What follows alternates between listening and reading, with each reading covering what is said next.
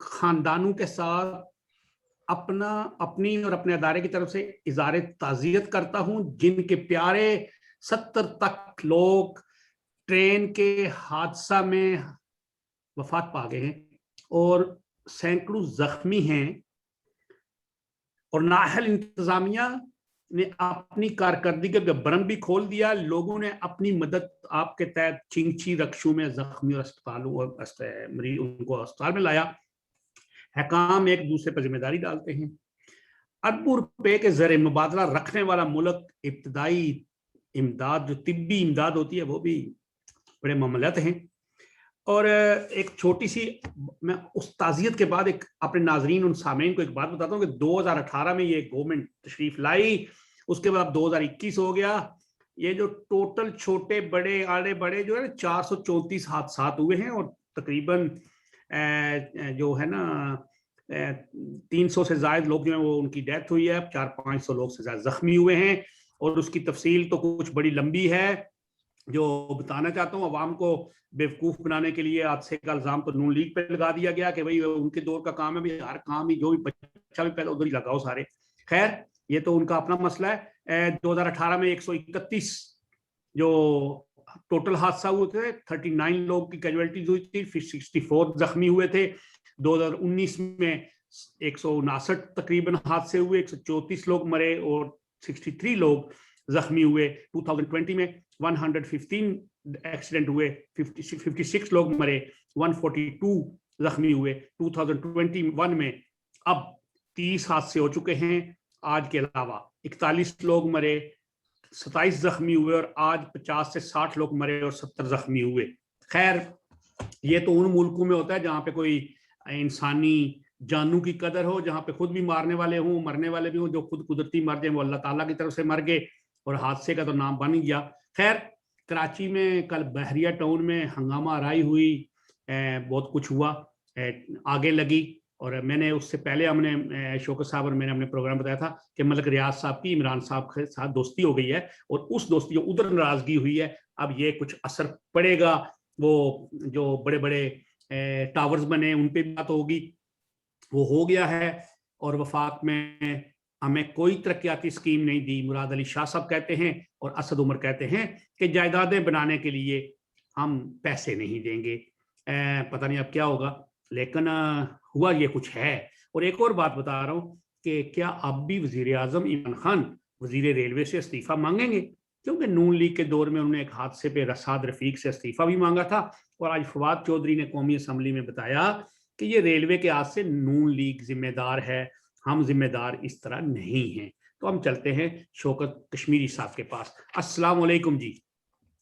جی وعلیکم السلام، کیا حال ہے جناب؟ خیریت ہے؟ ٹھیک ٹھاک؟ الحمدللہ. کل ہم نے خبر بتائی تھی بات کے زرداری اپنا ملک ریاض صاحب کی دوستی ادھر کدھر اور ہو گئی ہے، تو کل ہی ادھر آگ واگ بھی لگ گئی.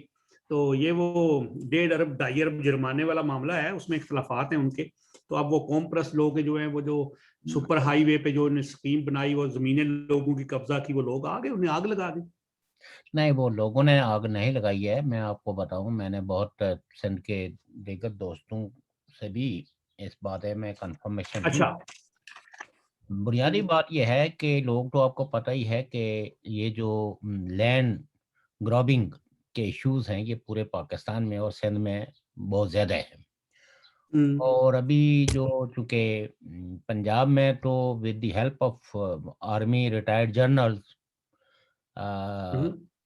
ملک ریاض صاحب جو ہے وہ زمینوں پہ قبضہ کیے جا رہے تھے. اور شاید بحریہ ٹاؤن کی جو توسیع تھی اس میں واحد رکاوٹ ان کے راستے میں جو ہے، جو چھوٹی موٹی جو رکاوٹ تھی وہ چودھری نثار کی وجہ سے تھی. لیکن مسلم لیگ نون کے دیگر زعماء جو ہے وہ ملک ریاض کے ساتھ تھے، تو لہٰذا ان کی مخالفت بھی ملک ریاض کے راستے میں کوئی رکاوٹ نہیں بن پائی،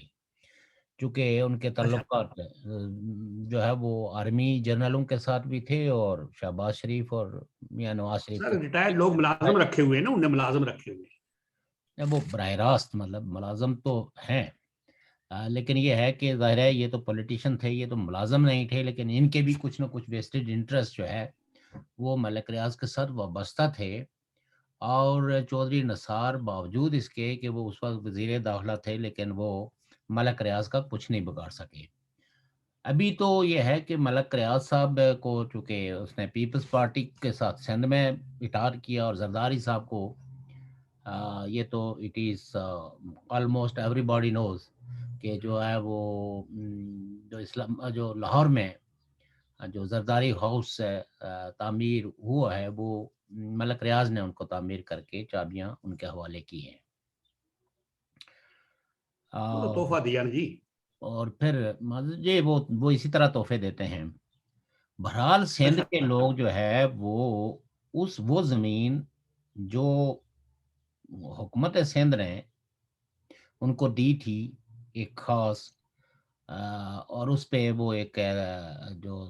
انہوں نے اپنی اسکیم چلائی بیریا ٹاؤن کے نام سے، اس پہ لوگوں کا کوئی خاص اعتراض نہیں تھا۔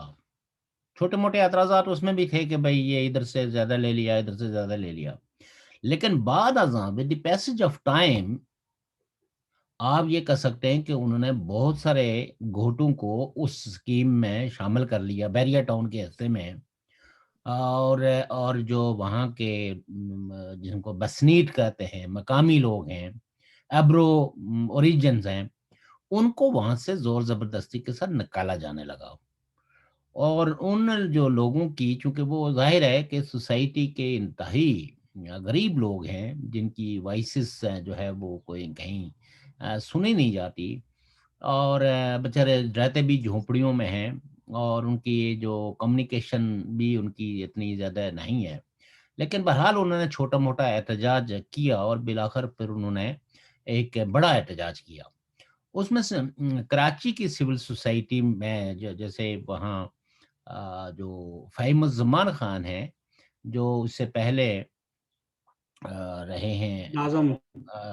کراچی کے میئر رہے ہیں، تو جی۔ وہ بھی گائے بگائے اس آواز کو اٹھاتے رہے، دیگر لوگ بھی، کچھ صافی حضرات بھی، لیکن الٹیمیٹلی ان سب لوگوں کی آواز جو ہے وہ طاقتوروں کے سامنے بے بس تھی اور دب جاتی تھی، اور کوئی ان کی کنسرن سننے کے لیے تیار نہیں تھا، اور مسلسل لوگوں کی بے دخلی ہو رہی تھی، اور ان کی زمینوں پہ قبضے ہو رہے تھے۔ تو دین سندھ کی جو نیشنلسٹ پارٹیز ہیں، جو آلویز پرو سندھ سٹانس رکھتی ہیں، اور سندھ کے لوگوں کو جب بھی کبھی کوئی دکھ ہوتا ہے تو اس دکھ میں وہ ان کے ساتھ ہے اظہار یکجہتی کے لیے پھر سڑکوں پہ آتے ہیں، اور نتائج سے بے خبر ہو گئے۔ لیکن سندھ کی بڑے بڑے جو ہے نا مظاہرے، آپ یہ دیکھیں کالا آباد ڈیم کے خلاف بھی ہوئے، سندھ میں چھاونیوں کے قیام کے خلاف بھی ہوئے، لیکن سندھ کی سرزمین کی جو خاصیت ہے وہ ہے پرامن جدوجہد پہ یقین رکھنے والے لوگوں کی سرزمین ہے۔ سندھ نے کبھی بھی ملیٹنسی، انہوں نے مزاحمتی جنگیں ضرور لڑی ہیں، اور بیرونی حملہ آوروں کا مقابلہ بڑی بے جگری کے ساتھ کیا ہے۔ اپنے وطن کا، یعنی سندھ وطن کا دفاع کرنے میں سندھی لوگ کبھی بھی جو ہے نا وہ انہوں نے اپنے آپ کو سرنڈر نہیں کیا۔ ان کے بادشاہوں نے، حتیٰ کہ راجہ داہر نے بھی اپنی جان گوا دی، لیکن ایسا نہیں ہوا کہ وہ بیرونی فاتحین کے سامنے جھک گیا ہو اور اس نے ان کے قبضے کو جائز کرا دیا ہو۔ وہ آخری سانس تک لڑتا رہا۔ آپ اس کے عقیدے سے اختلاف کر سکتے ہیں، لیکن وطن کے دفاع کے لیے جو قربانی اس نے دی، وہ شاید اپنے ہم اثر اگر دیگر لوگوں کو دیکھیں گے تو دیگر لوگ جو ہے، جو راجے رجواڑے اور مقامی حکمران تھے، وہ فاتحین کے سامنے اس طرح سینہ سپر ہو کے نہیں ڈٹے جس طرح کے سندھ کی دھرتی کے مجاہدین نے، حریت پسندوں نے، اور وہاں کے حکمران طبقے سے تعلق رکھنے والے، خاص کر کے راجہ دائر نے جس طرح کی مزاحمت کی۔ اور سندھی جو نیشنلزم ہے، آپ یہ کہہ سکتے ہیں کہ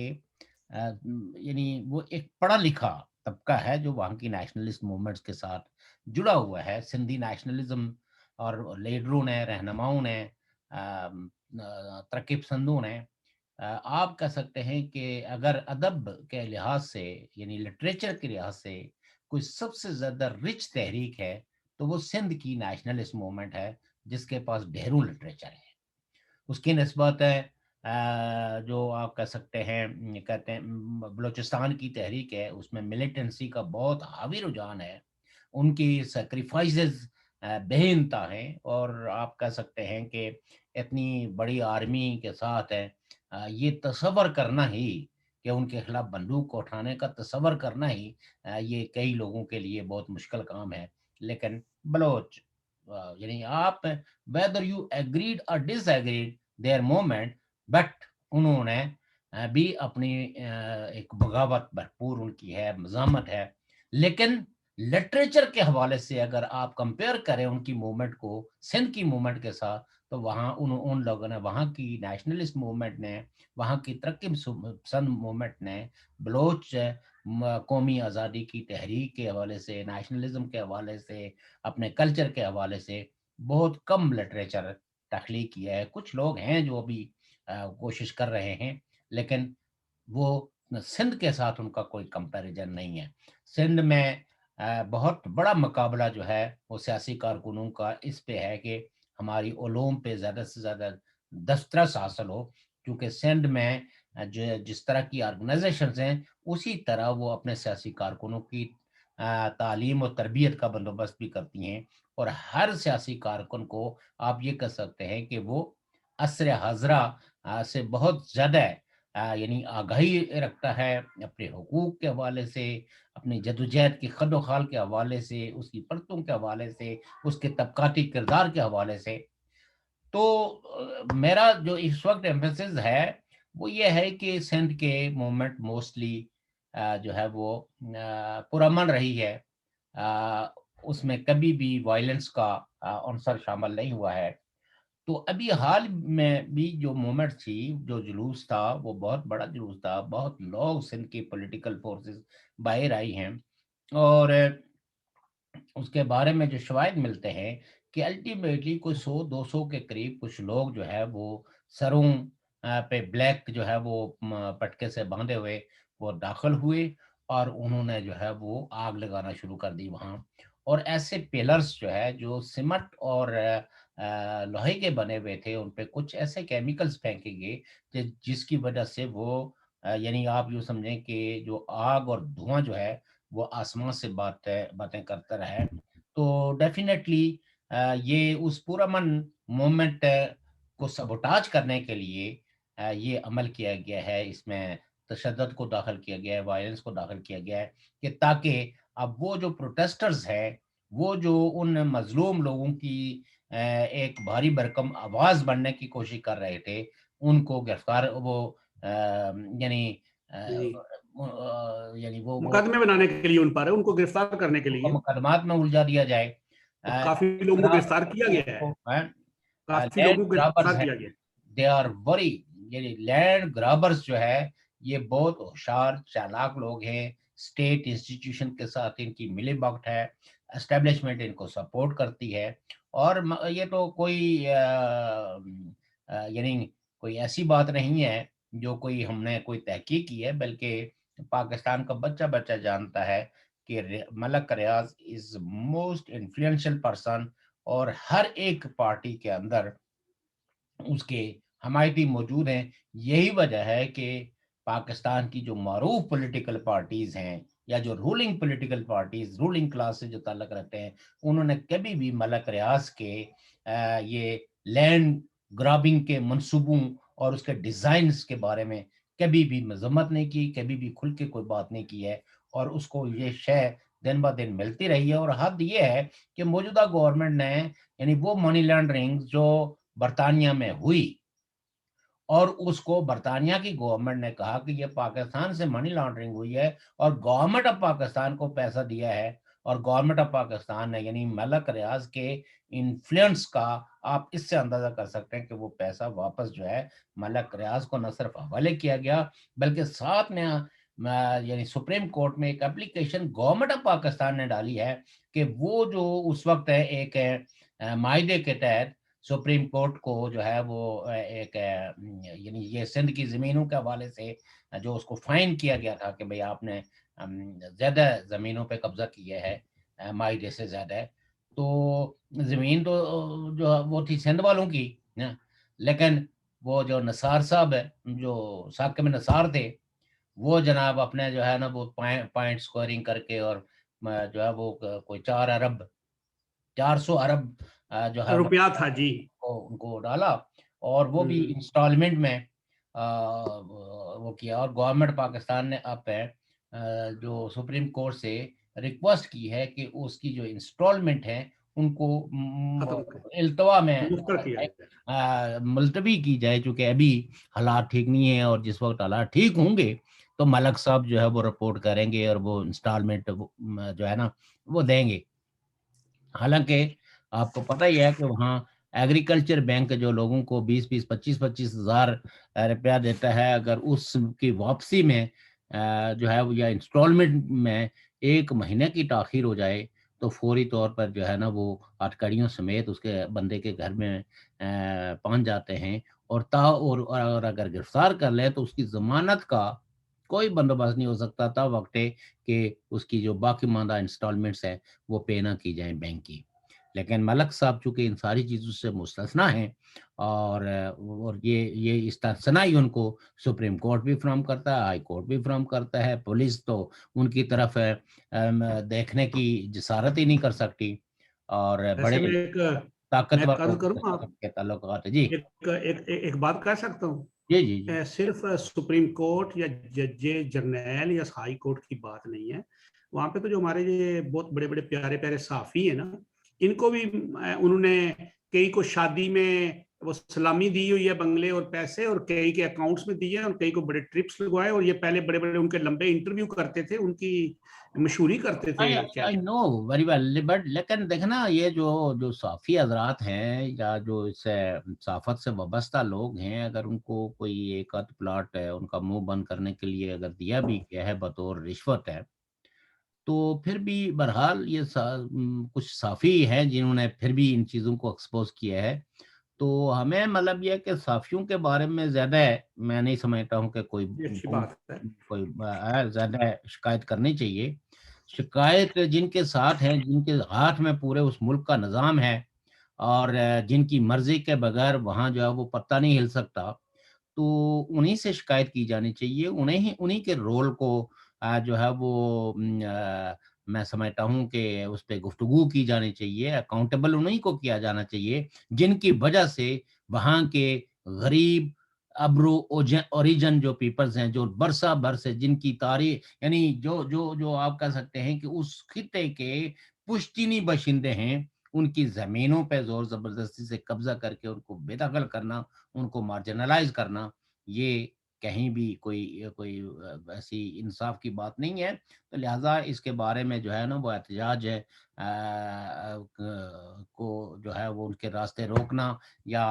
ڈیفرنٹ قسم کی ٹرکس سے ان کو سبوٹاج کرنا, یہ میں نہیں سمجھتا ہوں کہ اس 21ویں صدی میں, اور جب سوشل میڈیا کا دور ہو, انٹرنیٹ کا دور ہو, اور ہر آدمی کے ہاتھ میں جب موبائل فون ہو, تو آپ ہیں اس طرح کی کنسپریسیز کر کے تو موومنٹوں کو یا پروٹیسٹرز کو بدنام کر سکتے ہیں. تو بہرحال ہماری تمام تر ہمدردیاں جو ہے وہ سندھ کے عوام کے ساتھ ہیں, ان بے دخل کیے ہوئے مظلومین کے ساتھ ہیں, اور ہمارا بھرپور مطالبہ یہ ہے کہ ان لوگوں کو ان کی واپس زمینیں دی جائیں اور ان کو بے دخل نہ کیا جائے, اور نہ ہی ان کی زمینوں کی اونے پونے قیمتیں لگا کے زور زبردستی سے ان کو مزید اندھیروں میں دھکیلا جائے. یہ میں سمجھتا ہوں کہ اٹ از ان ایکسیپٹیبل, اور پیپلز پارٹی کو بھی میں سمجھتا ہوں کہ کچھ شرم اور حیا کرنی چاہیے کہ وہ غریبوں کا نام لیتی ہے, اور اس کے اپنے صوبے کے اندر وہ ہاری, وہ کسان, وہ لوگ جو ان زمینوں کے مالک ہیں ان کو بے دخل کیا جا رہا ہے. اور اب یہ کس منہ سے مزدور کی بات کریں گے, کسان کی بات کریں گے, دیہڑی دار کی بات کریں گے, ان لوگوں کو جن کی اپنی زمینیں ہیں چھوٹی چھوٹی 1-1 2-2 کنال 3-3 کنال کی, ان کو ان کے دور میں اگر بے دخل کیا گیا, تو میں نہیں سمجھتا ہوں کہ پیپلز پارٹی کے لوگوں کے پاس ہے کوئی ایسی زبان ہوگی جو لوگوں کو مطمئن کر سکے. اور یہ وقت ہے کہ بلاول بھٹو اور دیگر پیپلز پارٹی کے لوگوں کو بھی اپنے عوام کے لیے, سندھ کے عوام کے لیے اٹھ کھڑا ہونا چاہیے. یہ ملک ریاض کتنی ایک ان کی بھوک کو مٹا سکتا ہے. سندھ کی ذوالفقار علی بھٹو نے تو بے شمار اثاثے چھوڑے ہیں. ان کے شاہ نواز بھٹو صاحب جو ان کے پردادا تھے ان کے بھی بڑے اثاثہ جات ہیں. تو اب یہ ہے کہ یہ غریبوں کو بے دخل کر کے تو ملک ریاض سے کچھ پیسے لے کے تو اور کتنا ایک آپ امیر ہو پائیں گے. تو یہ میں سمجھتا ہوں کہ یہ بہت ہی دکھ دہ اور بہت افسوسناک صورتحال ہے کہ اس کے لیے لوگوں کو سندھ سے لوگوں کو اپنے مظلوم اور محکوم لوگوں کے ساتھ اظہار یکجہتی کے لیے جلوس نکالنا پڑا, اور اس جلوس کو سبوٹاج کرنے کے لیے کچھ لوگ داخل ہوئے اور انہوں نے وہاں پراپرٹیز کو آگ لگا کے جو ہے وہ ایک تماشا بنایا ہے. تو بہرحال پیپلز پارٹی کو اس پہ سوچنا چاہیے, اپنے عمل پہ بھی, اپنے رویوں پہ بھی. اور میں سمجھتا ہوں کہ ان کے دور میں وہاں کے غریب بستیوں کے رہنے والوں پر کسی طرح کی بھی جو زیادتی ہے وہ قابل برداشت نہیں ہے. اور پیپلز پارٹی کے اوورسیز جو لوگ ہیں, جو ترقی پسند ہیں, جو روشن خیال ہیں, جن کی آدرشیں جمہوریت کی ہیں, اور جو ہاریوں اور کسانوں کے حقوق کی بات کرنے والے لوگ ہیں, انہیں اس موقع پہ اپنا رول ادا کرنا چاہیے, اپنی قیادت کے کو آواز دینی چاہیے کہ وہ عقل کے ناخن لیں اور دولت کو جمع کرنے میں اتنے اندھے نہ ہو جائیں کہ جس سے اس پارٹی کا منشور, اس پارٹی کی ساری آدرشیں جو ہے وہ ملیا میٹ ہو جائیں. ٹھیک جی. اچھا, تو دوسری بات ہے کہ وہ ٹرین حادثہ ہوا ہے پاکستان میں, کل بتایا تھا میں نے. ٹرین حادثے کا وہ تو ظاہر ہے بہت ہی افسوسناک واقعہ ہے, اور اکثر یہ حادثات پاکستان میں ہوتے ہیں اور اس میں موسٹلی غفلت ہی ہوتی ہے. وہ غفلت ڈرائیور کی ہو یا وہ جو لوگ ہیں جو وہ سگنل آن اور آف کرنے والے ہوتا ہے. لیکن میں یہ سمجھتا ہوں کہ آج تک وہاں کبھی بھی کوئی تحقیق ایسی اس طرح کے حادثات کی ہوئی نہیں ہے, اور جو لوگ انوالو ہیں ان کو قرار واقعی سزا نہیں دی جائے. ہمیشہ پولیٹیکل پوائنٹ سکورنگ ہوتی رہی ہے. مثلا جس وقت نون لیگ کے دور میں بھی ایک دفعہ جو ایکسیڈنٹ ہوا تھا اس وقت بہت زیادہ ہوئے تھے وہ بھی, وزیر ریلوے تھے وہ اپنے سعد رفیق صاحب تھے. تو اس وقت عمران خان صاحب کی زبان بہت لمبی تھی اور وہ یہ کہتے تھے کہ وہ, اور بلکہ یورپ کی اور دیگر جگہوں کی مثالیں دے کے کہتے تھے کہ وہاں جب کبھی بھی کوئی حادثہ ہوتا ہے تو ذمہ دار جو وزیر ہوتا ہے وہ ریزائن کرتا ہے, اور وہ مطالبہ کرتے تھے اس وقت. تو میرے خیال میں اب ان کو اپنے وزیر سے پوچھنا چاہیے کہ یہ کیوں حادثہ ہوا ہے اور کیا وہ ذمہ داری لیتے ہیں یا نہیں لیتے. اور میں سمجھتا ہوں کہ جو لوگ اس عمل میں بیچارے شہید ہو گئے ہیں ان کی کنسیشن ہونی چاہیے. ظاہر ہے جو مر گیا وہ واپس تو آئے گا نہیں, اور یہ حادثات تو ایک زندگی کا ایک روزمرہ کا معمول ہے, لیکن ان معمولات کو میں سمجھتا ہوں کہ بدلنا چاہیے, اور وہ تبھی بدلیں گے جس وقت قانون کی عمل داری ہوگی, جس وقت رول اینڈ ریگولیشنز جو ہے وہ امپلیمنٹ ہوں گے سختی کے ساتھ, اور جو محکمے جس مد میں وہ تنخواہ لیتے ہیں وہ اپنے ان فرائض کی بجا آوری میں چاق و چوبند ہو کے اپنے فرائض انجام دیں گے, تو تب جا کے حادثات کم ہوں گے. وہ چاہے روڈ ایکسیڈنٹ ہوں, چاہے ٹرین ایکسیڈنٹ ہوں, چاہے تیز رفتاری کی وجہ سے گاڑیاں جو ہے وہ کھائی میں گر کے, کئی لوگ ان میں بھی آپ دیکھیں آزاد کشمیر میں بھی کئی حادثات, کوئی دن ایسا نہیں گزرتا جب جو ہے وہ کوئی نہ کوئی بس, کوئی نہ کوئی ویگن, کوئی نہ کوئی کار جو ہے وہ کھائی میں نہ گرے. اور ہمارے وہ سڑکوں کا بڑا مسئلہ ہے نا جی, سڑکیں ہماری بڑی ہیں, جو ہے ہمارے آزاد ان کشمیر کے سڑکوں مسئلہ میں تو کسی روڈ کا قسم ہے. کی کوئی سیفٹی لگائی نہیں گئی ہے. لیکن بہرحال یہ ہے کہ وہ ڈرائیوروں پہ بھی جو ہے وہ کوئی ایسے لگائے جانا چاہیے جیسے یہاں یورپ میں ہے, جو تیز رفتاری کے حوالے سے رفتار کنٹرول کے جو ہے وہ سگنل ایسے لگائے گئے ہیں, سائرن, جن کی وجہ سے جو بھی ڈرائیور جو ہے وہ اوور سپیڈ ہوتا ہے تو وہ سائرن بجنا شروع ہو جاتے ہیں اور پولیس کو میسج ملتا ہے اور وہ اس ڈرائیور کو کنٹرول کرتے ہیں, اس کو بعض دفعہ جو ہے وہ اس سے گاڑی لی جاتی ہے. تو جب یہ جب تک ایسا نہیں کریں گے تو آپ کی بات مجھے بڑی اچھی لگی ہے, جی یہ سائرن ہونا چاہیے. میری ابھی عمر ہے 63 سال, 63. तो 23-24 साल का था जब मैं मुजफ्फराबाद जाना शुरू हुआ था, 22-23 साल की उम्र। जी जी जी। तो मरी से हम जब मुजफ्फराबाद की तरफ जाए तो रावला कोहाला पुल से पहले एक स्लाइड आती है, लैंड स्लाइड हमेशा रहती है वो। जी तो जी। मैं जितनी दफा भी गया हूँ ना, गर्मियां हूँ या सर्दियां हूँ या बाहर हो, वहां पे लैंड स्लाइड वहीं पे पड़ी होती है। और हम वो बस वाले जो है ना, कभी कभी उतार देते हैं, कभी कुछ करते थे। तो एक दफा मैं अपनी गाड़ी लेके चला गया 2012 में। तो आप उसके बाद फिर मैं ये इधर से गया था, तो जब ड्राइविंग स्ट्रीट से मैंने उतर के नीचे वो जमीन देखी ना जहां से गाड़ी गुजरती है, तो मैंने उधर से वापस कर ली। मैंने कहा नहीं, मैं तो यहाँ से नहीं गुजारूंगा। खैर वो मेरे साथ दूसरा बंदा था, उसने कहा जी गाड़ी मैं चलाता हूँ। उसने गाड़ी चला दी, फिर हम लोग दूसरी तरफ चले गए। वापसी पे मैं वो बाला बट के उस तरफ से आया, मनसेरे की तरफ से, कि वो हमसे वो अभी तक 70-73 सालों में वो कोई 100 गज का टोटा ठीक नहीं हुआ। तो ये हम लोग कहाँ पे सायरन लगाएंगे, ये कौन से पैसों से? अपने हलीम साहब, वो बात ये है ना कि ऐसी बात नहीं है कि उस टोटे को, उस सड़क को दुरुस्त ठीक करने किया के जाए। लिए इनके पास वसाइल नहीं है। असल मसला ये है कि ये एक ऐसे ठेकेदारी सिस्टम को पार रहे हैं। हालांकि कई यूरोपियन हुकूमतों ने, खास करके फ्रांस ने और समहाउ स्विट्जरलैंड ने, आज़ाद कश्मीर की हुकूमत को और गवर्नमेंट पाकिस्तान को ये ऑफर्स की थी आज से तकरीबन 10-12 साल पहले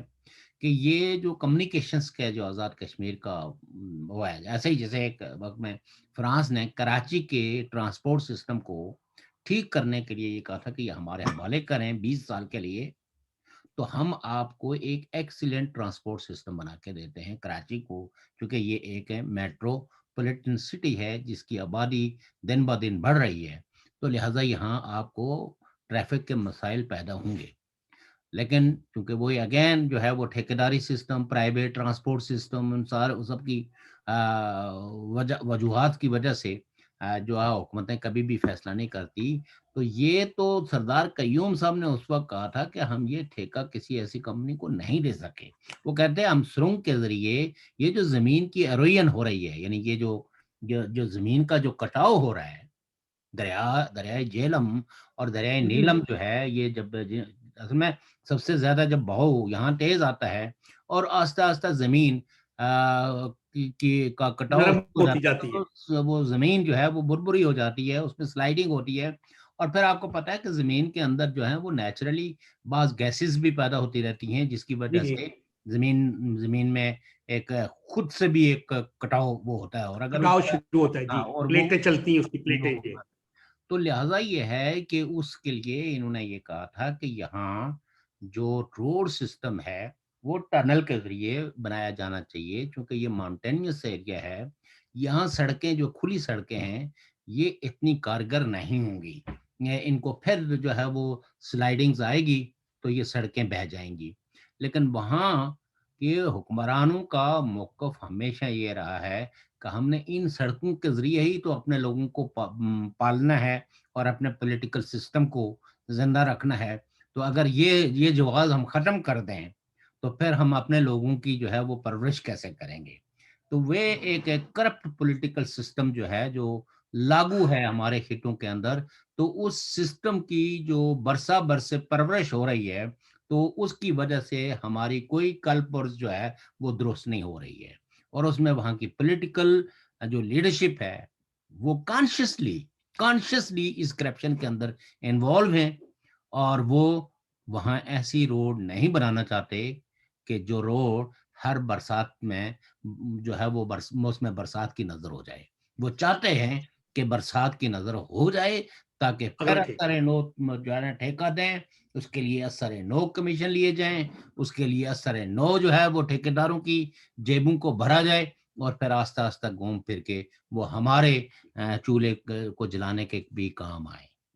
तो ये अच्छा, जब आज एक और तक, बात जी। और बड़ी बात ये है कि आजाद कश्मीर और हमारे इन खितों के अंदर जो हमारा पॉलिटिकल वर्कर है, आप देखें ना, सबसे बड़ा अलमिया सबसे बड़ा अलमिया यह है कि सियासी कारकुन जो है वो अपनी धरती और अपने अवाम के साथ जुड़त करने के बजाय, उनके मफादात के तहफ़्फ़ुज़ के बजाय, अब पॉलिटिकल पार्टीज के कारकुन जो है وہ اپنے اپنے ذاتی مفادات میں اس قدر جو ہے وہ انوالو ہو گئے ہیں کہ اب وہ تو میں یعنی وہ اب ایک دور ہوتا تھا کہ کرپشن کے خلاف جب کوئی جلسہ جلوس ہوتا تھا تو آپ یہ سمجھیں کہ تمام پارٹیوں کے کارکن ہاتھوں میں ہاتھ دیے جلوس نکالتے تھے. کوئی بجلی کا ایشو ہوتا تھا, کوئی سڑک کی بہتری ہوتی تھی. آج عالم یہ ہے کہ چند ایک لوگ جس وقت وہ سڑک کے لیے کوئی جلوس نکالتے ہیں, جلسہ نکالتے ہیں, کوئی بہتری کے لیے جو ہے نا, کسی ہسپتال کی بہتری کے لیے, تو ان کا ساتھ جو ہے وہ ایک آدھ دن کے لیے تو لوگ جو ہے وہ دکانیں بھی بند کر دیں گے, لیکن پھر بعد میں ان کے ساتھ بھی وہ کرتے ہیں. تو یہ ایک بہت بڑی سیاست کے اندر ڈاکٹر صاحب ایک منٹ. موقع پرستی, مفاد پرستی اور جو ہے وہ ذاتی پسند اور ناپسند اور اپنے ذاتی اور گروہی مفادات میں اس قدر اندھا پن آ گیا ہے کہ اب وہاں لوگوں کو قومی وسائل کا احساس ہی نہیں ہوتا کہ اس کا زیاں کس طرح ہو رہا ہے. تو اچھا یہ شوکت صاحب جی, جی آج ہم نے وہ پروگرام جو ہے نا اس کا تھوڑا سا دورانیہ کم کیا, مزید کوئی 5-7 منٹ, جی جی جی تو جی جی 33-34 منٹ پہ چلیں گے. شوکت صاحب ابھی آپ نے جیسے بات کی نا, یہ جس طرح آپ نے فرمایا ہے وہ ٹنلز والا کی بات کی, اور فرانس نے کہا اور سوئٹزرلینڈ نے کہا, آپ کو یاد ہے کہ دنیا کی جو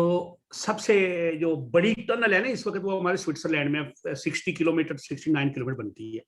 تو انہوں نے 15-16 سال میں بنائی ہے, اور اٹلی اور ان کا تھا اور ان نے خرچہ کیا, اور آج وہ یہاں کا ٹریفک کا مسئلہ بڑا ٹھیک ہے. لیکن وہاں پہ وہ جو آپ نے بات کی ہے ٹھیکہ والی, وہ سسٹم بالکل صحیح بتایا آپ نے کہ وہاں پہ اصل پرابلم وہی ہے. اچھا اب ایک دوسری بات ہے وہ جو میں نے آپ سے ابھی ضروری کرنی تھی, وہ ہم نے ایک پروگرام کیا تھا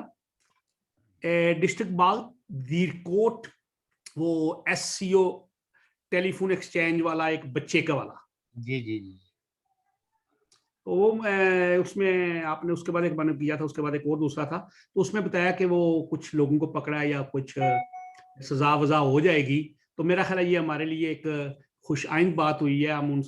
اس بچے کے پیرنٹس کے لیے بھی, اس کی مدر کے لیے بھی, اور ہم سمجھتے ہیں کہ ہم نے تو کیا کرنا تھا, ہم نے تو ایک آواز بلند کی تھی شوکت صاحب نے, اور شوکت صاحب نے ہم نے ایک مطالبہ بھی کیا تھا, اور شوکت صاحب نے تو اس پہ یہ کہا تھا کہ اگر یہ ایسا نہ ہوا تو then we shall go to international forums. تو اللہ نے کیا وہ ایسی نوبت نہیں آئی, اگر اس سے ایسے ہوا ہے تو ہمیں بڑی, میں کہتا ہوں کہ شوکت صاحب مبارک ہو آپ کو کہ آپ کی آواز جو نہیں, ہے. یہ کیا مبارک والی, آپ دیکھیں نا حویلی میں وہ جو ایک خاتون ہے اور مطلب اس کی والدہ اور بیٹی کو, یہ حویلی عباس پور والی جی, نہیں حویلی ہے اس یہ. میں کچھ معاملہ اور ہے نا سر. نہیں دیکھیے بات یہ ہے نا کہ اس میں کوئی مسئلہ نہیں ہے اگر ایک دفعہ قانون پہ عمل درآمد ہو, اور دوسری بات یہ ہے کہ لوگوں کو بٹھا کے پوچھا جائے کہ آپ جو ہے وہ ٹرائب کو پریفر کرتے ہیں یا مذہب کو پریفر کرتے ہیں, نمبر ایک. نمبر دو یہ ہے کہ اگر خدا نخواستہ, یعنی ہم دیکھیے ہم 21ویں صدی میں رہ رہے ہیں, آج بھی اگر ہم اپنے بچوں کو ان کی پسند کے مطابق شادیاں کرانے کے لیے اپنے ٹرائبز کو حائل کریں گے,